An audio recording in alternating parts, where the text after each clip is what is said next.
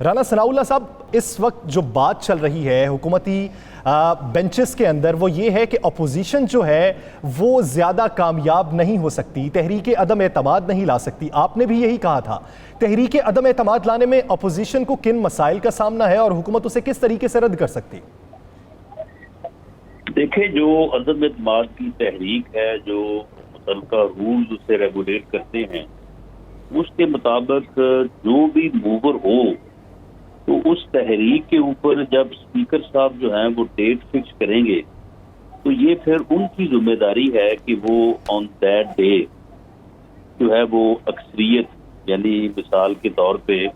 اگر قومی اسمبلی میں عدم اعتماد کی تحریک پیش ہوتی ہے تو 172 ووٹ جو ہے وہ انہیں وہاں پہ جو ہے وہ لے کے آئے۔ اب دیکھیں گورنمنٹ کا جو حال ہے، گورنمنٹ جس طرح سے یعنی مقدمات، جھوٹے مقدمات، بے بنیاد ریفرنس جس طرح سے نیب کو پولیٹیکل انجینئرنگ کے لیے استعمال کر رہی ہے، باقی اداروں کو کر رہی ہے، ایف آئی اے کو کر رہی ہے، تو ان سے کیا بعید ہے کہ ہمارے پاس بھلے 172 کی جگہ پہ 182 لوگ بھی ہوں، یہ 15 لوگوں کو پکڑے، ان کے اوپر 15 کرو ہیرون ڈال کے ان کو بند کر دیں اور ہماری اس دن جو ہے وہ تحریک جو ہے وہ فارغ ہو جائے۔ تو اس لیے جو ہے یہ ایک ایسا عمل ہے کہ گورنمنٹ اگر تو ڈیموکریٹک ہو اور ڈیموکریٹک نام کے اوپر بلیو کرتی ہو تو پھر تو یہ کوشش جو ہے یہ ممکن ہو سکتی ہے، اور ایسی حکومت جو بالکل ڈلیوری کرنے میں جو ہے وہ ناکام ہے اور اس کے اپنے ممبرز بھی ڈسسیٹسفائی ہیں، الائی بھی جو ہے وہ بھی مطمئن نہیں ہے، تو اس کے خلاف عدم اعتماد کی تحریک کامیاب تو ہو سکتی ہے۔ لیکن اب اپوزیشن جماعتیں جو ہیں ان میں جو سوچ پائی جاتی ہے، اور اے پی سی اب میرا خیال ہے کہ اگلے ہفتہ 10 دن میں جو ہے وہ اس کی کوئی ڈیٹ فکس ہو جائے گی۔ اس کے اوپر جو ابتدائی بات ہوئی ہے اس کے مطابق یہ طے ہوا ہے کہ پہلے کوئی ایجنڈے پہ یا اس اعلانیے پہ یا اس عمل پہ جو اس دن جس فیصلے پہ قیادت نے پہنچنا ہے تو اس کے اوپر بھی تھوڑی بہت جو ہے وہ غور و فکر جو ہے وہ ہو جائے، جو کہ ایک اچھی بات ہے۔ تو اب جو ایک مجموعی تفسر جو پایا جاتا ہے اپوزیشن کی تمام جماعتوں کے درمیان یا جو ممبرز ہیں تمام جماعتوں کے، وہ یہی ہے کہ مولانا فضل الرحمان الیکشن کے بعد جو ان کا موقف تھا وہ بھی درست تھا، اور جو پارلیمنٹ میں جانے کا فیصلہ کیا گیا وہ فیصلہ درست نہیں ثابت ہوا۔ اس میں اپوزیشن کے خلاف جس قسم کی انتقامی کارروائیاں ہوئی، جھوٹے مقدمات بنے، اور جس طرح سے جو ہے وہ لوگوں کو جیلوں کا جو ہے وہ سامنا کرنا پڑا، وہ فیصلہ بھی درست تھا۔ اور جب مولانا فضل الرحمان صاحب نے یا جے یو آئی ایف نے اسلام آباد کا رخ کیا تھا تو وہ فیصلہ بھی درست تھا۔ لیکن بہرحال جن وجوہات کی بنیاد پہ یا جن وجوہات کی وجہ سے جو ہے ان دونوں فیصلوں کے اوپر اپوزیشن جو ہے وہ پوری طرح سے جو ہے وہ اپنا زور نہیں دکھا سکی، میرا خیال ہے کہ شاید اب بات اس طرف بڑھ رہی ہے کہ ان کمزوریوں کو، ان چیزوں کو جو ہے وہ کیا جائے اور ایک بھرپور طریقے سے جو ہے وہ اپوزیشن جو ہے متحد ہو کر جو ہے وہ آگے بڑھے۔ اور عبدالغفور حیدری صاحب، جس طرح رانا ثناءاللہ صاحب نے کہا ہے کہ مان لیا، انہوں نے کہا جی کہ مولانا فضل الرحمان صاحب کے دونوں فیصلے درست ہے، تو کیا اب جو آپ اسلام آباد کی طرف مارچ کا کوئی سلسلہ مولانا فضل الرحمان صاحب بنا رہے ہیں، یا وہ مارچ جس کی نشاندہی کل یا جس کی پیشن گوئی کل بلاول بھٹو نے کی، بلاول بھٹو کی قیادت میں مولانا صاحب اسلام آباد کی طرف جائیں گے؟ کیا پروگرام ہے؟ دیکھیے، پہلی بات تو یہ ہے کہ اپوزیشن میں جو جماعتیں ہیں ان میں سے ایک جمعیت علماء اسلام بھی ہے، جو میں سمجھتا ہوں ہم نے اپنا فرض پورا کیا، جیسے رانا صاحب فرما رہے تھے اور بالکل درست فرما رہے تھے۔ اس سے اگلی بات یہ ہے کہ عدم اعتماد کی جہاں بات ہو رہی ہے، دیکھیں عدم اعتماد تو موجودہ حکومت پہ ہو چکی ہے، سردار اختر مینگل کے الگ ہونے کے بعد اور ان کے اپنے دانے ٹوٹنے کے بعد یہ سادہ اکثریت بھی ابھی پاس نہیں رہی، بلکہ یہ اب اقلیت میں ہیں. اب جہاں کوئی سیاسی اقدار نہ ہو, جمہوری اقدار کا فقدان ہو, جہاں روایات کا فقدان ہو, تو وہاں پھر اس طرح یہ ہوتا ہے کہ جن کے پاس اکثریت نہیں ہے اس کے باوجود وہ چمٹ ہوئے ہیں. اخلاقی طور پر, آئینی طور پر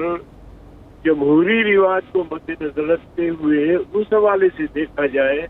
تو موجودہ حکومت حق کے حکمرانی جو ہے وہ کھو بیٹھی ہے. تو آپ آ رہے ہیں اسلام آباد کی طرف؟ جی, اسلام آباد کی طرف مارچ کرنے آ رہے ہیں آپ بلاول کی قیادت میں؟ دیکھیں, یہ تو اپوزیشن کا فیصلہ ہوگا. اگر اپوزیشن نے فیصلہ کیا اسلام آباد کی طرف جانے کا تو جمعیت علماء اسلام ہر اول دستے کا کردار ادا کرے گی. ہم تو روز اول سے کہہ رہے تھے کہ یہ حکومت ہے, کے کامیاب نہیں ہے یہ لوگ. یہ اگر حکومت بنائیں گے یہ اپوزیشن کے خلاف بلا جواز کارروائیاں کریں گے, اور اس کی مثال آپ کے سامنے رانا صاحب ہے. یعنی یقین جانیے وہ بات کرنا مجھے شرم آتی ہے, ان کو حیا بھی نہیں آئی. اتنی بڑی شخصیت کے خلاف ایسا مقدمہ بنایا, ان کو شرم بھی نہیں آئی. تو عرض کرنے کا مقصد یہ ہے کہ اس طرح وہ اپوزیشن رہنماؤں کو, لیڈروں کو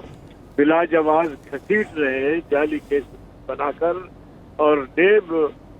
جیسے ادارے کو جسے سب نے کہا ہے کہ یہ ایک کالا قانون کے تحت بنا ہے, لیکن حکومت کو دوام بخشنے کے لیے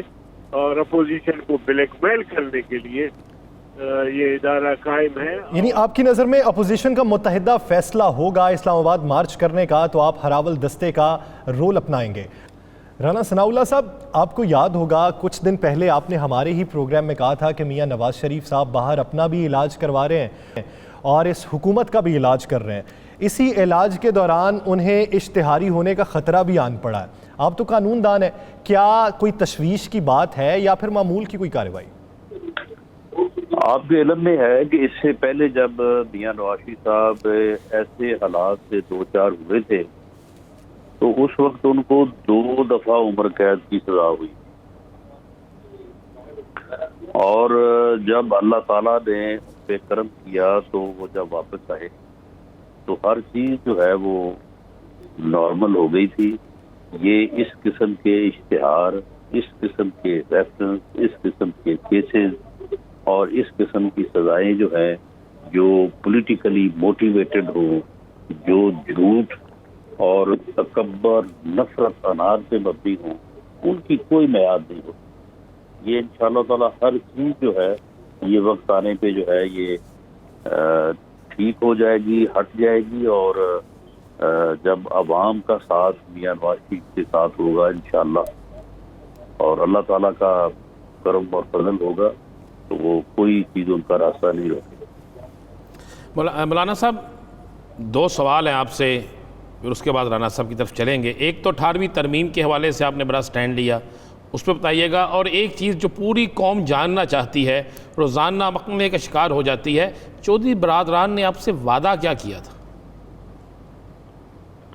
یہ ایسے ہی کام جی, جہاں تک 18ویں ترمیم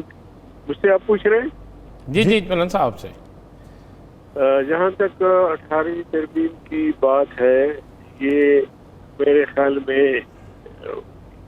ایک اہمیت اس کی اس لیے بھی ہے کہ یہ متفقہ آئینی ترمیم ہے. بہت سارے ایسے ترامیم آئے ہیں, کسی نے تحفظات لکھے, کسی نے کیا کیا, لیکن 18ویں ترمیم وہ ترمیم ہے جس کو تمام پارٹیوں کے سربراہوں نے, تمام پارلیمان کے ممبران نے, ایوان زیرین اور ایوان بالا نے متفقہ طور پر منظور کیا ہے. دوسری بات اس ضمن میں یہ ہے کہ آپ جانتے ہیں کہ ایک بڑے عرصے سے چھوٹے صوبے جو ہے وہ حقوق کا مطالبہ کرتے تھے کہ ہمیں حقوق نہیں مل رہے, ہمیں حقوق نہیں مل رہے. تو یہ 18ویں ترمیم سے ایک طرح سے اشک شوئی ہوئی ان صوبوں کی جو چھوٹے صوبے تھے, اور ان کو مالیاتی فائدہ ہونے لگا. لیکن ہوا یوں کہ 18ویں درجے ہوئی محکمے تو کسی درجے میں صوبوں کو حوالے دے ہوئے، لیکن اس کی مثال ایسے ہے جیسے لڑکی دے دی اور جہیز ہاتھ میں نہیں دیا.